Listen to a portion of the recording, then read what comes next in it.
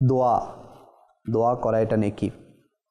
দোয়া শুধু চাওয়া নয়, দোয়া এটি আল্লাহ তাআলার সামনে বিনয়, প্রেম ও আশা প্রকাশ করা। দোয়া এটার মাধ্যমে রব তাআলার নৈকট্য হাসিল করা যায়, রবের একেবারে কাছে চলে যাওয়া যায়। দোয়া আল্লাহর আহ্বানের জবাব দেওয়ার, সেটাই একটি বড় নেকি। দোয়া মানে হচ্ছে রবের সাথে কালাম করা, দোয়া মানে হচ্ছে আল্লাহ তাআলার সাথে কথা বলা। এই দোয়ার মাধ্যমে মানুষ আল্লাহ পাকের নিকটে যেতে পারে, আল্লাহ পাকের প্রিয় হতে পারে। নবী পাক সাল্লাল্লাহু আলাইহি ওয়াসাল্লাম ইরশাদ করেন, যা তিরমিজি শরীফের মধ্যে এসেছে, যে দোয়া ইবাদতের মগজ।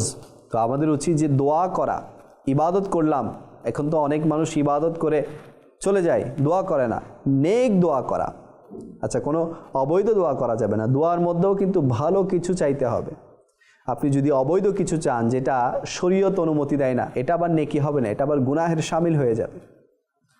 তো এই জন্য দোয়াকে ইবাদতের মগজ বলা হয়েছে। দোয়া আপনার ভাগ্যকে পরিবর্তন করে দিবে। আমার নবী পাক সাল্লাল্লাহু আলাইহি ওয়াসাল্লাম ইরশাদ করেন, দোয়া ছাড়া কিছুই তাকদীরকে ফেরাতে পারে না। দোয়া যখন বান্দা করবে তার তকদির পরিবর্তন হয়ে যাবে। তকদিরে যদি খারাপ কিছু লেখা থাকে, দোয়ার কারণে সেটা ভালোতে তবদিল হয়ে যাবে। তো আমাদেরকে দোয়া করা উচিত। দোয়া থেকে আমাদেরকে মুখ ফিরিয়ে নেওয়া উচিত নয়।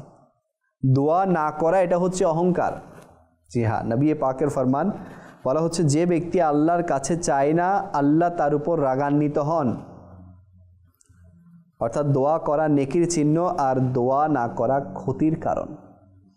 দোয়া করা উচিত।